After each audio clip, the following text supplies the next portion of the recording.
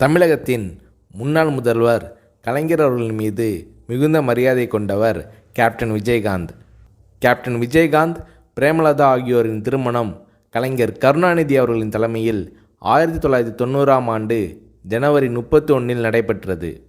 1996இல் நடிகர் சங்க தலைவராக இருந்த கேப்டன் விஜயகாந்த் அவர்கள் கலைஞர் கருணாநிதி அவர்களுக்கு திரையுலக பொன்விழாவை மெரினா கடற்கரையில் நடத்தி கருணாநிதி அவர்களுக்கு தங்கப்பேனாவை பரிசளித்தார் கேப்டன் விஜயகாந்த்.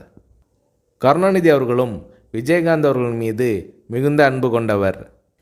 கேப்டன் விஜயகாந்த் அவர்களுக்கு புரட்சி கலைஞர் என்ற பட்டத்தை கலைஞர் கருணாநிதி அவர்கள் வழங்கினார். கலைஞர் கருணாநிதி அவர்களின் மறைவின் போது அமெரிக்காவில் சிகிச்சைக்கு சென்றிருந்த கேப்டன் விஜயகாந்த் அவர்கள் அங்கிருந்து வீடியோவில் கண்ணீர் மல்க அஞ்சலி செலுத்தினார். அமெரிக்காவிலிருந்து திரும்பிய பிறகு நேராக கலைஞர் கருணாநிதி அவர்களின் நினைவிடம் சென்று மரியாதை செலுத்தினார் கேப்டன் விஜயகாந்த்.